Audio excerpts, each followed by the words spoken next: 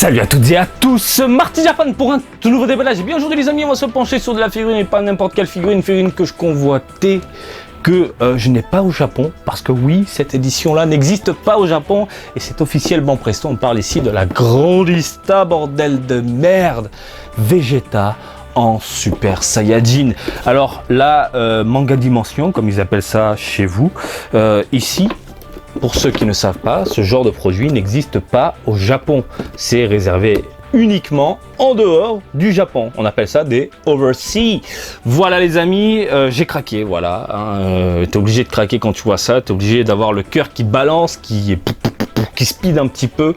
Et quand t'es en France, tu vois ça, forcément... tu deviens fou, tu deviens fou. Donc vous avez la chance d'avoir ça, vous de votre côté, des mangas dimension un peu exclusifs par rapport au Japon, hein. Ça c'est plutôt cool. Et je sais pas quand est-ce que c'est sorti, ça me rend dingue. Je suis allé checker plusieurs sites et tout le monde est un avis différent. C'est sorti tant, j'en sais rien. Écoutez, c'est sorti en 2018, ça c'est sûr à 100%. Ça coûte dans les 69 € de ce que j'en ai vu. Et voilà, vous l'avez en rayon partout. Vous l'avez partout en rayon, hein, je l'ai vu partout en France. Voilà les amis, on passe directement au gros plan. Regardez-moi ça, vous avez ici la boîte transparente. J'aime bien ce délire, on monte le personnage à l'intérieur. Dragon Ball Z, en gros, on cherche pas à comprendre. C'est Ban Presto qui distribue ça, hein, parce qu'il y a aussi la branche en Europe, et ça c'est plutôt cool pour vous. Manga Dimension, Grandista. La boîte, voilà, hein, plutôt cool. On avait vu, je crois, c'était la Trunks, dans ce même délire. Et la Végéto. La Végéto, si je me souviens bien, je sais plus trop.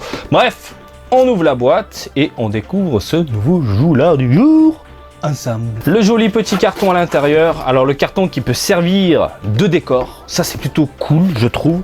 Je crois qu'en plus le nom est écrit quelque part. Voilà, il est écrit. Regardez, ici, je vais le sortir, on va pas se faire chier, hein, je le remettrai. Vegeta, écrit en japonais, et je pense que ça peut faire un excellent décor. Voilà, vous le mettez quelque part, voilà, posez, vous le découpez, j'en sais rien, mais ça, je trouve ça génial. Voilà, je le mets de côté, et on va sortir le prince de son cercueil. Hop là, allez, sors mon coco. Je sais que t'es beau, je sais que t'as la classe. Ah, oui. Le petit socle, hein, le petit support pour faire tenir la figurine debout. Pour moi, vous le savez, je ne cesse de le répéter, mais au Japon c'est obligatoire, hein, obligatoire dans le sens où on a des tremblements de terre. Par ailleurs, quand je suis rentré chez moi, hein, il y a des figurines là-bas, j'ai oublié de les remettre en plus, ça sont pété la gueule parce que j'ai oublié de mettre justement le support. Et chez vous, bah, vous êtes tranquille, hein, il n'y a pas trop de tremblements de terre. Et là, je suis en train de vibrer ma race. Je suis en train de vibrer ma race parce que je vous parle. Et là, je suis en train de voir concrètement la figurine. Sa race, putain, oufissime quoi. Donc de base, la Grandista, je vous invite à aller voir mon ancienne vidéo, mais de base, vous avez deux visages. Majin Vegeta ou normal. Les bras, normalement, je crois, si je me souviens bien, il y a de la veinasse. Voilà, on les voit, les bonnes grosses veinasses comme ça. Mais du coup, avec la peinture, cet effet manga dimension, deux dimensions, on les voit pas trop. Les veinasses, c'est un peu plus en adéquation avec le Majin Vegeta, je trouve. Et pour moi, bah, la Grandista, je l'ai basculé en Majin Vegeta. Hein, il a plus de gueule. Mais là, comme ça, en manga dimension Super Saiyajin, mais qu'est-ce que c'est? Mais qu'est-ce que c'est que ça?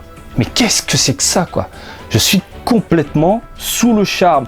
En termes de modélisation, exactement la même chose que la Grandista qu'on a vu il y a un petit moment.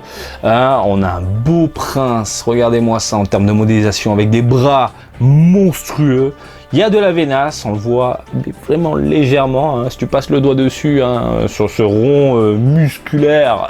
Je t'invente des mots, des trucs, bon bref, tu sens la bonne veinasse, les bras croisés, le regard, le visage, les cheveux, très DBZ, hein, DB super aux chiottes. En termes de design, vive DBZ.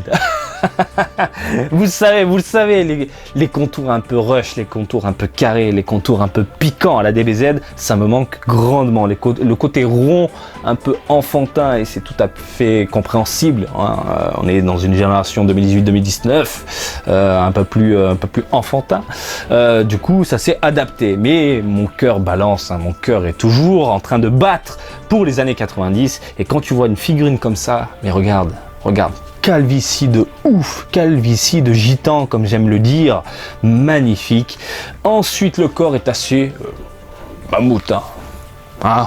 Bah, j'ai une Vegeta derrière, voilà ce corps fou, ce corps empli de muscles, fessier ultra plat, hein, c'est Vegeta, hein. Je sais pas si vous l'avez remarqué mais il a un cul plat, ce qui est vrai en plus, et les cuisses, c'est au-delà du mammouth. Il y a quoi au-delà du mammouth? Un T-Rex, hein?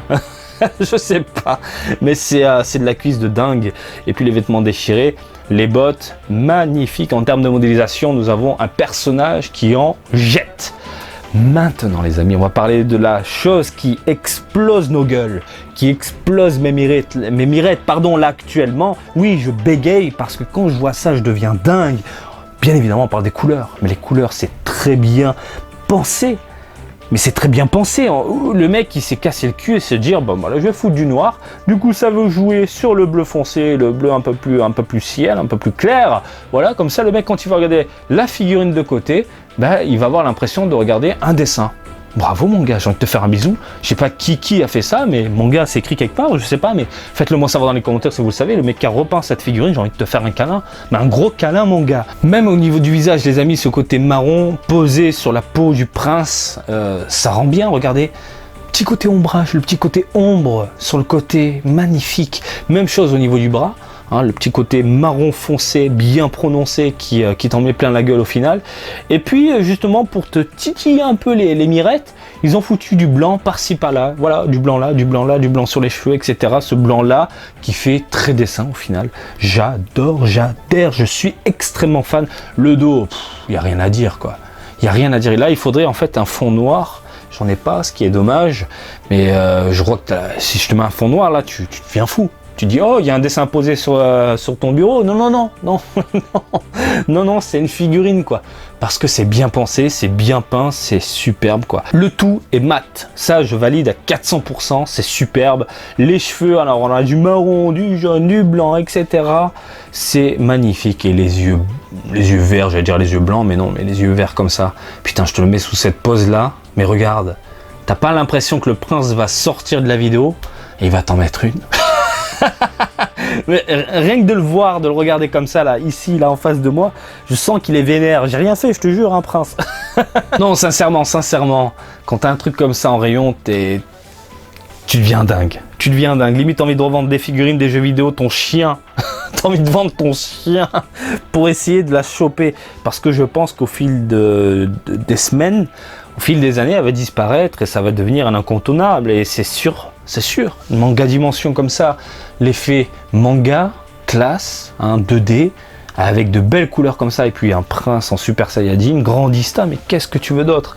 On va checker la taille, qui est exactement la même chose, je pense, que la Grandista, dont j'ai oublié, le nombre de centimètres. 26, 27, 28, on monte dans les 28, allez, 27. Ça tourne dans les 27 cm, mais voilà, écoute, est-ce que je te la conseille? Bien évidemment que je te la conseille, sauf si tu n'aimes pas les mangas dimensions, sauf si tu n'aimes pas les 2 dimensions. Dans ce cas-là, bien évidemment, je te dis, tourne-toi plus vers la Grandista. Voilà, il y a pas mal de nuances, il y a de belles couleurs, mais c'est un peu plus simple. Par contre, si tu es vraiment accro à ce côté manga, animé, couleurs prononcées, bien évidemment, craque, parce qu'un jour elle va disparaître des rayons et ce jour-là, tu te diras j'aurais dû craquer à ce moment-là. Et en plus Marty il me l'a dit. Voilà, j'ai rien d'autre à dire. Par ailleurs, voilà, j'espère que ce petit déballage du jour vous a plu. Comme d'habitude, je vous invite à me suivre sur Twitter, Marty_Japan pour de l'actu Dragon Ball en direct du Japon, mais aussi sur Facebook, Marty Japan, des baisers du Japon. Et je vous dis à très bientôt. Allez, salut, bisous, ciao.